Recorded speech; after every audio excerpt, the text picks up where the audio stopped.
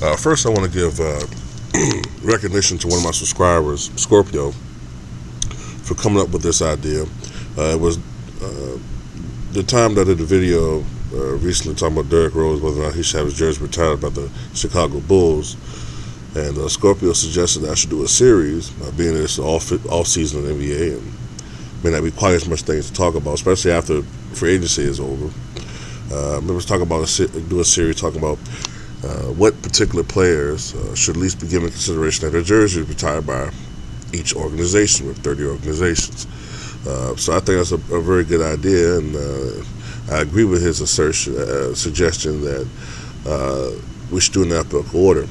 One thing that I will do, however, is exempt players who are currently playing, even if they're playing with another franchise. I don't include players who are still active, and I will only consider players who have retired as of the time I'm doing this, doing each respective video.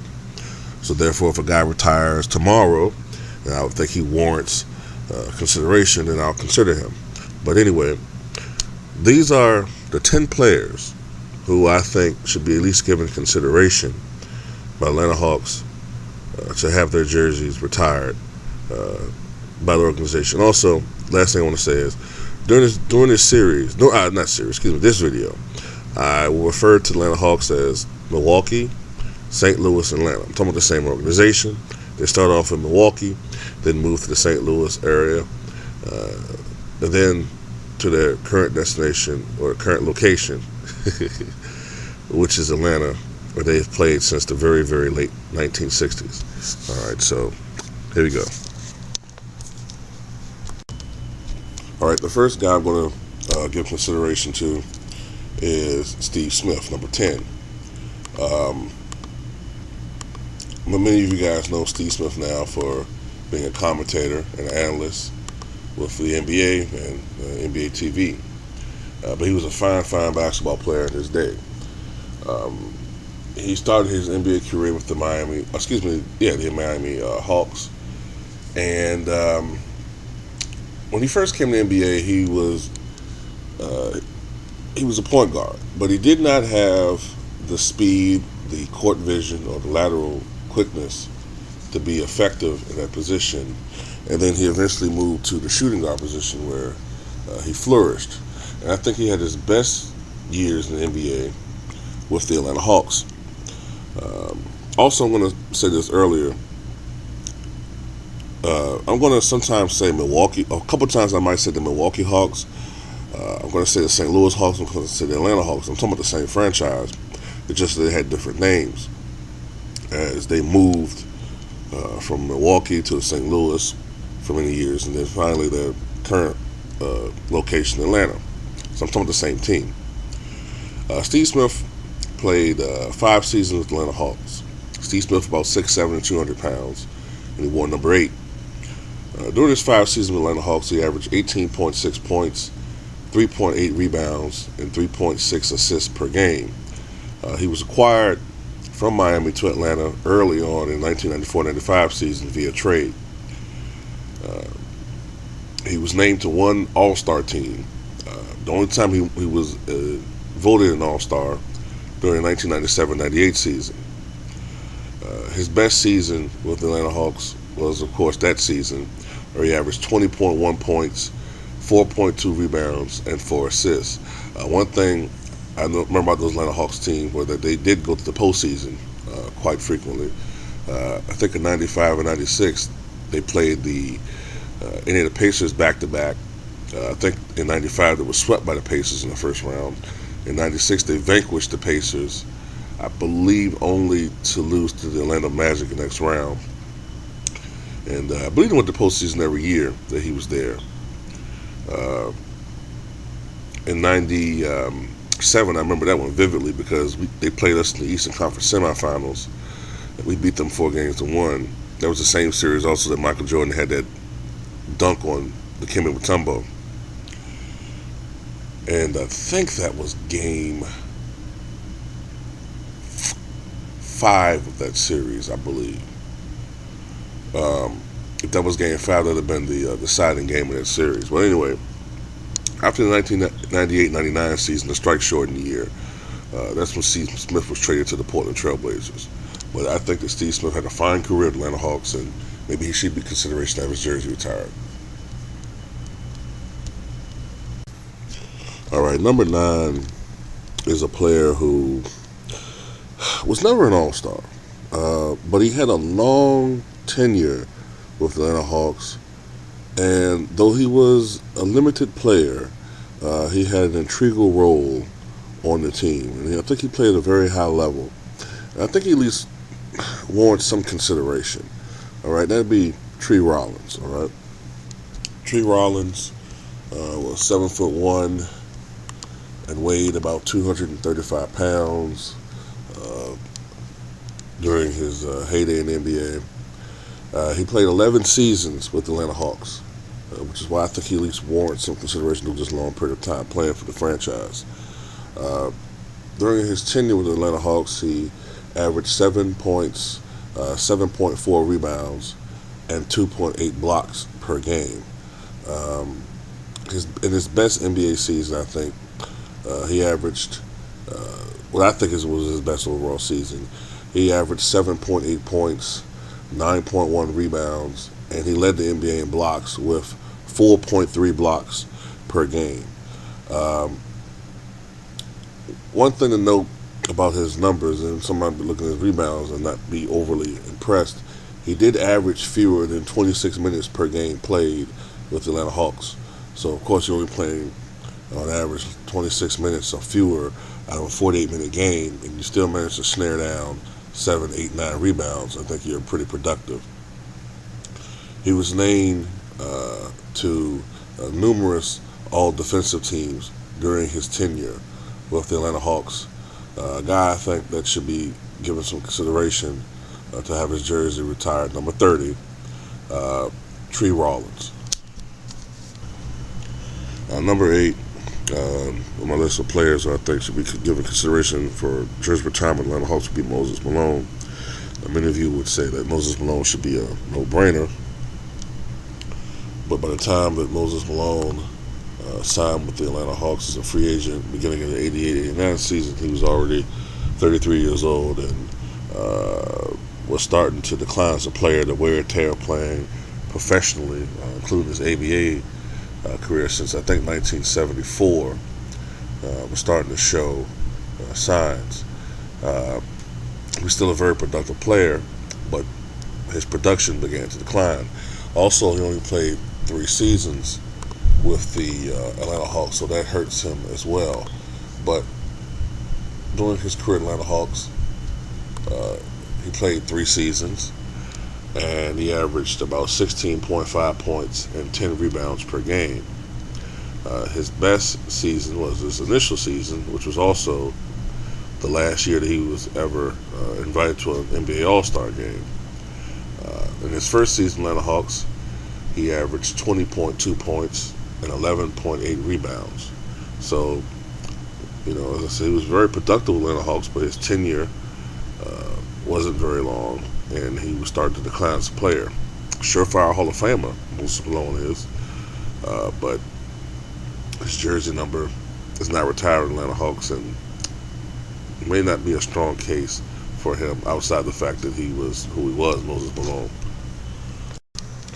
At number 7, I have Kevin Willis, who I think had a very fine career, NBA career.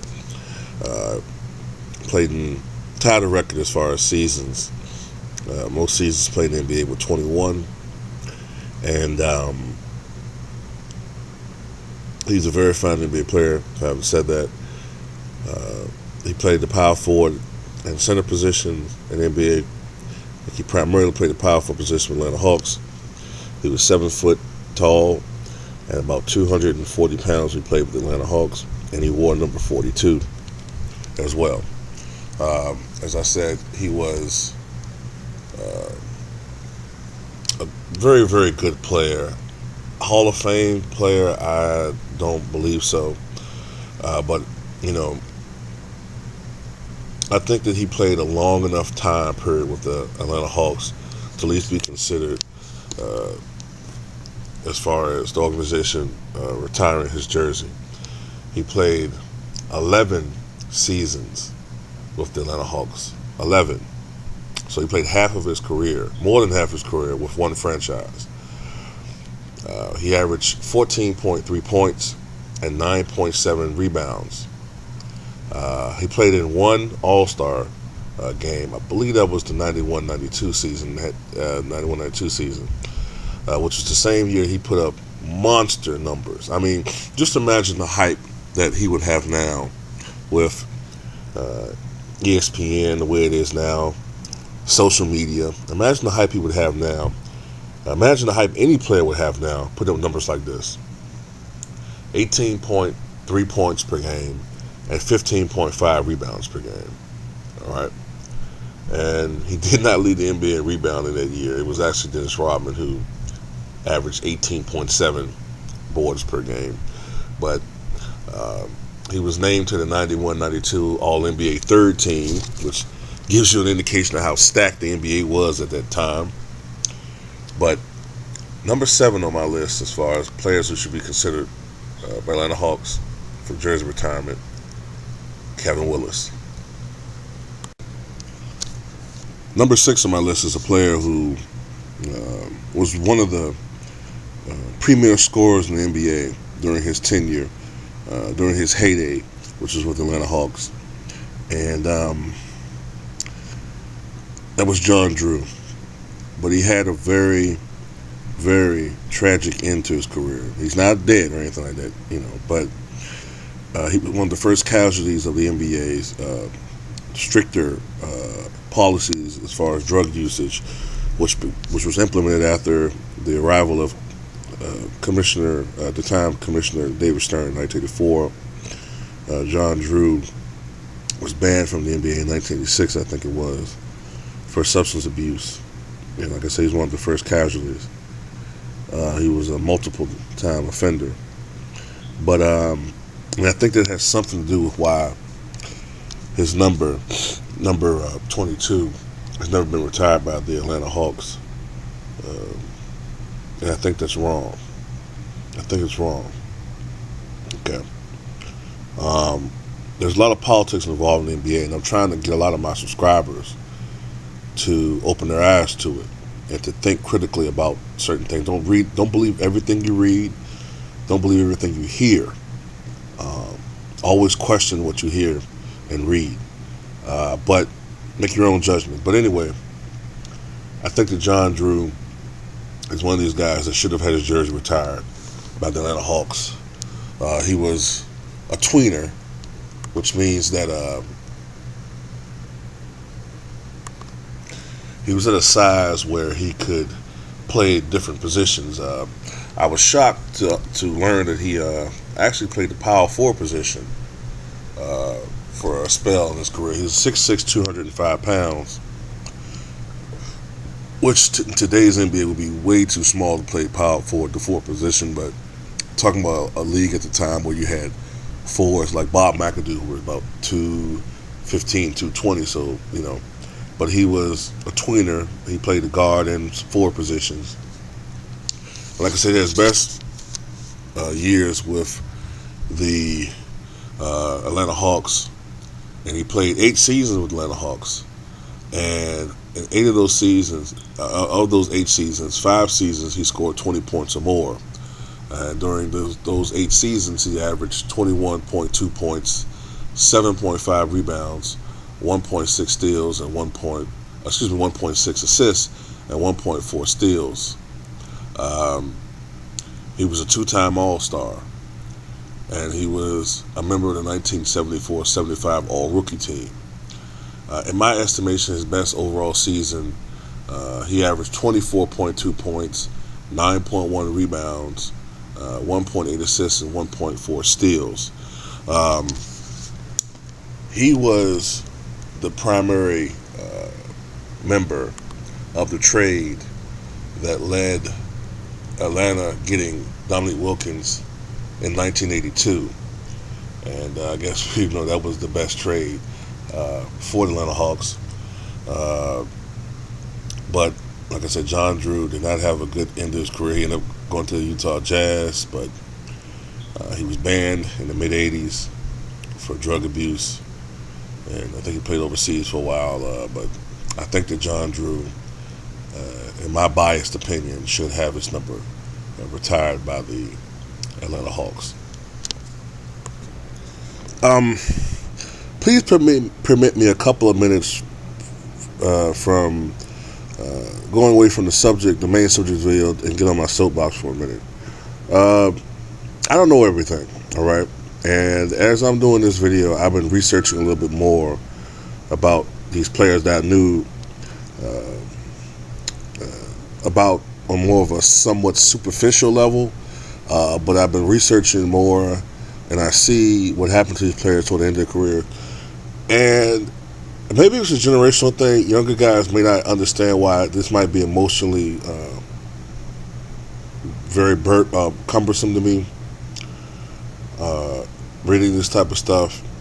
I think it's a disgrace when I see the insane contracts that some of these guys are getting. And I'll tell you why it bothers me so much. It's not the players. I'm not hating on them. Like I'm happy that these guys are able to get these contracts for them. But when I look at these players, these players who were by far superior to the talent of these guys getting these contracts, you see how a lot of these guys are just rotting away in retirement homes, with dementia and nothing coming in. The families are struggling to come up with $2,000 a month just to have them live in these homes. And then you see these guys living, guys making $20 million a year.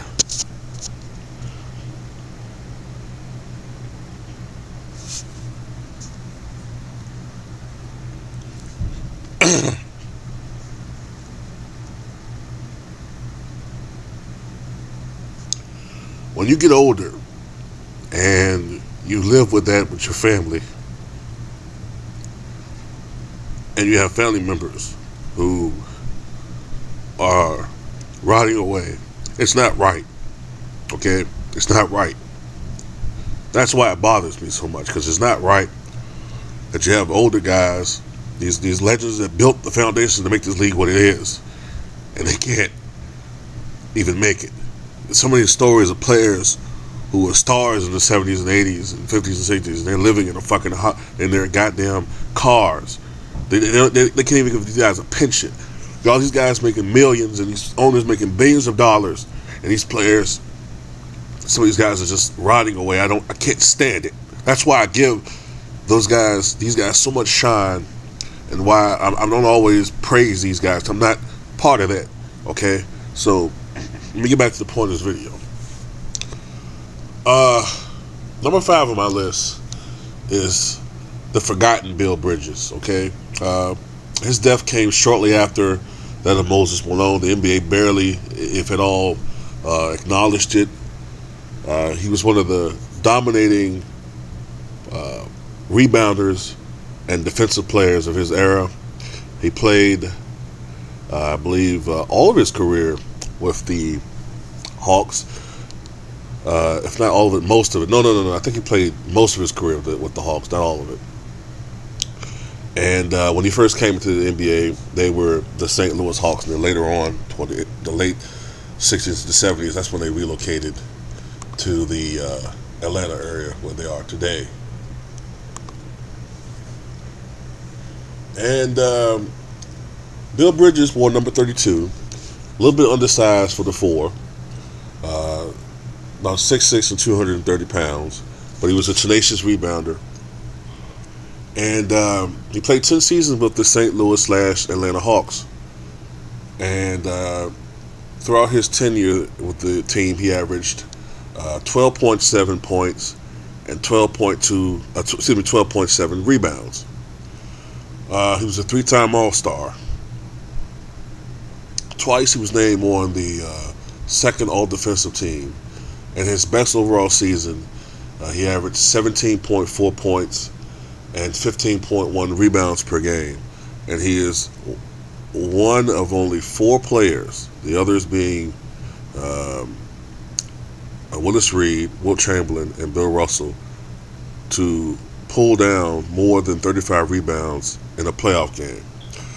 Number 5 on players who I think should be given consideration, at least to have their jerseys retired by the Atlanta Hawks, the late great Bill Bridges.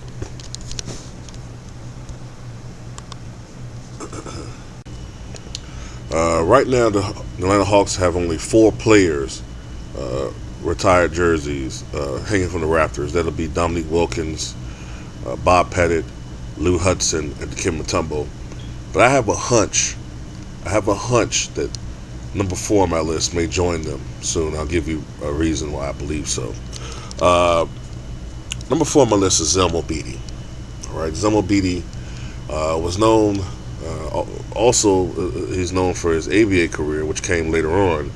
He joined I believe, the Utah Stars in the early 1970s. They won the title, I think, in 1971. I think it was 1971. The Utah Stars won it all, and he was a tremendous, dominant player in the ABA. But before that, he was in the NBA, and he starred with the then St. Louis, then later the Atlanta Hawks.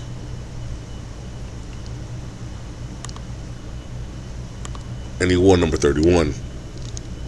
He was a bit undersized for his position at 6'9" and 230. He played the center and power forward position, but he didn't let his size hold him back. He played 7 seasons with the Hawks organization, and he averaged 17.4 points and 11.4 rebounds. His best overall season, in my opinion, he averaged 21.1 points and 11.7 rebounds. And he was named to 2 NBA All-Star teams. But this fall, he will be inducted into the Naismith Memorial Basketball Hall of Fame in Massachusetts. And I think it's an honor long overdue. You know, there are a lot of players who were ignored for a very long time by the Hall of Fame because they played for the ABA. And I like to think that people like me and others who have been on social media and have talked about players who jumped ship from the NBA to the ABA for greener pastures, money. I mean, you know, you guys tell me all the time, you know, don't hate the players, hate the game. You know, these guys trying to get paid. Well, back then they were trying to get paid too. They were trying to feed their families, you know, and the ABA was offering them more money. So you can't blame these guys for going over there. You know, if the NBA, if an organization is offering you $20,000 a year and the ABA team is offering you $100,000 a year, which one are you going to take? So the NBA should understand that, and I think they're starting to understand it. So you're getting more guys who should have been in the Hall of Fame a long time ago, like Adrian Dantley and Artis Gilmore, and therefore. And I think more players should be inducted. And I think Zelmo Beaty will be have his jersey retired within a couple of seasons.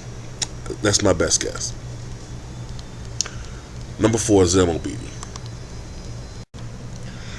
Number 3 on my list is a player who truly revolutionized the NBA in the 1970s. And while his NBA career ultimately was a bit underwhelming compared to his collegiate career at LSU, he's probably one of the top 3 all-time college players of all time, at least in my opinion, with the likes of Kareem Abdul-Jabbar and Bill Walton. He still should want, and you could make the argument his best years with the Utah Jazz individually, but Pistol Pete Maravich had a tremendous career with with the Atlanta Hawks, and the only thing I think it hurts him a little bit is the lack of team success, and also his tenure with the Atlanta Hawks was not long at all. But like I said, Pistol Pete Maravich was one of the better scorers in the NBA, one of the best scorers in the NBA during his prime in the 1970s. And I think he should be considered to have his number 44, which he wore with the Atlanta Hawks, retired by the organization. He only played 4 seasons with the team. You know, that kind of hurts him. But in those 4 seasons, He averaged 24.3 points, 4.2 rebounds, 5.6 assists, and 1.5 steals. Pete Maravich is about 6'5" and 200 pounds, so at that time he was a very big guard. Usually played the shooting guard position, sometimes he played the point guard position. Twice he was named an NBA All-Star. He was on the All-NBA second team. And I'm talking about during his tenure with the Atlanta Hawks. Now, what I'm saying is these are things he did with the Hawks, okay? As with the other players I've named, these honors and whatnot. He was on the 1970-71 All-Rookie team. And I think, in my opinion, his best season with the Hawks, he averaged 27.7 points, 4.9 rebounds, and 5.2 assists per game.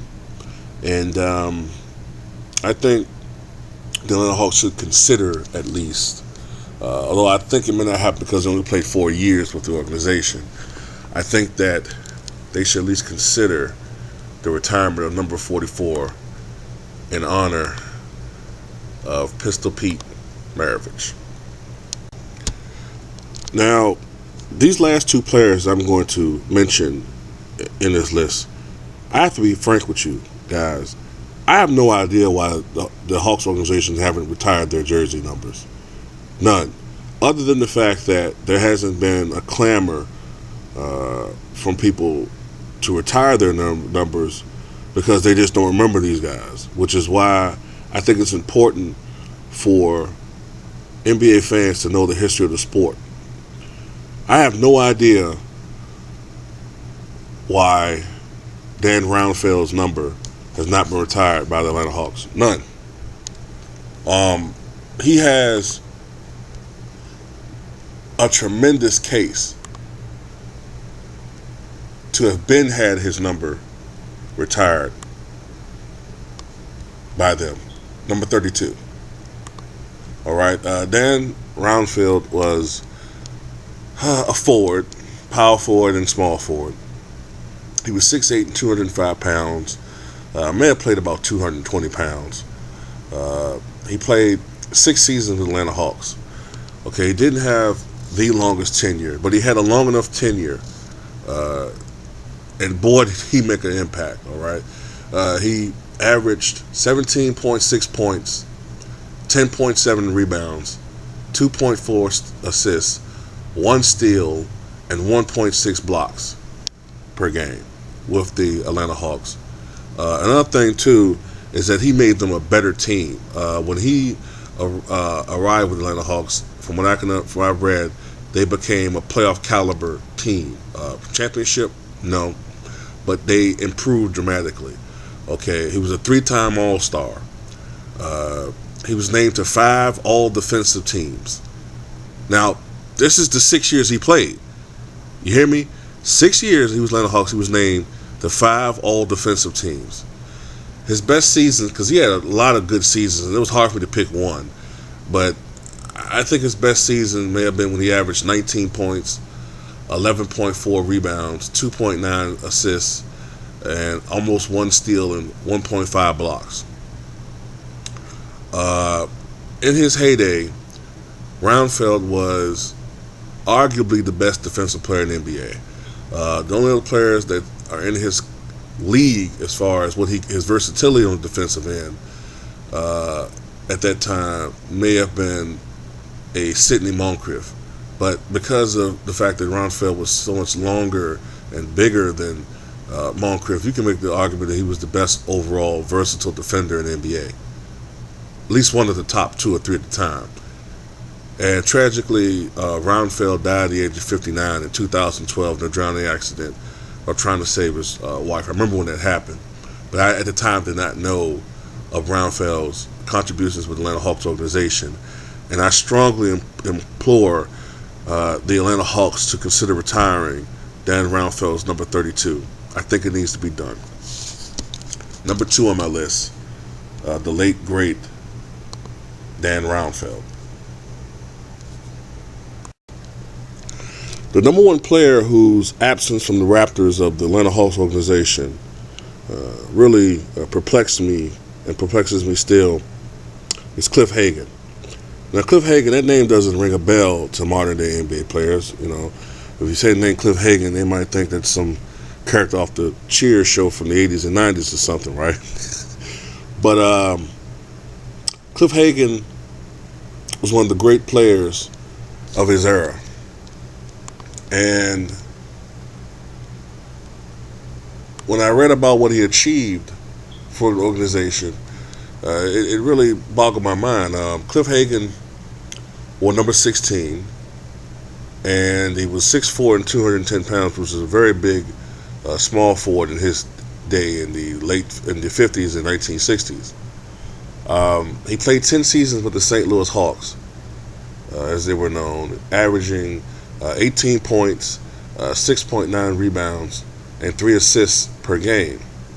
He was a 5-time All-Star, and in my opinion, his best season came when he averaged 24.8 points, 10.7 rebounds, and 4 assists per game.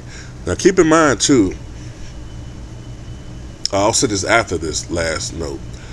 Twice he was on the All-NBA team, and twice he was in top 10 in MVP voting for the league. Now, keep in mind that he also, at this particular time, was playing alongside the great Bob Pettit. So he was still able to be very productive when he was the second option on offense. Now, when I said all of this, I said, why in the hell is this guy's number 16 not retired by the Hawks? So my instincts told me that you look at the time period he was playing, the 50s and 60s. Having been born in the South, you know where I'm going with this.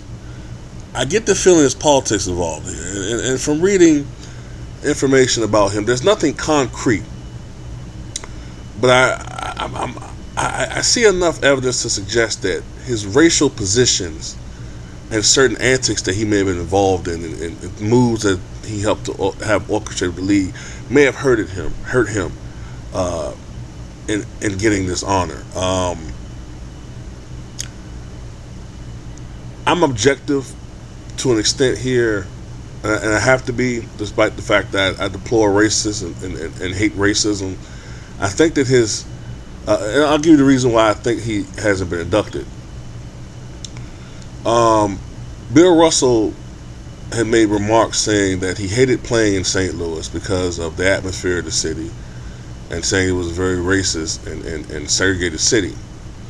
There have been allegations from players, from teammates, that have said that Bob Pettit and Cliff Hagan helped to get rid of certain black players on their team when they were playing. And the league has kind of sugarcoated this a little bit, especially when it comes to Bob Pettit. Cliff Hagan did not like playing with a particular player. Well, I remember there was a couple players that participated in the boycott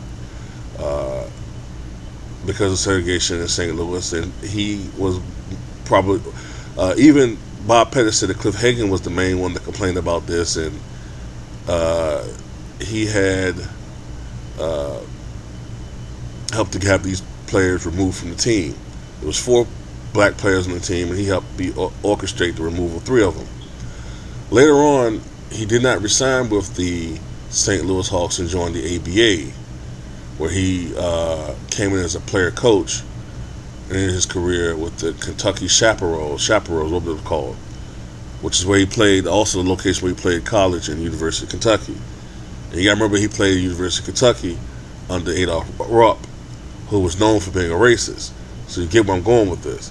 Also, by the time he left the St. Louis Hawks, they were becoming a more integrated team. So I'm just saying, these are things.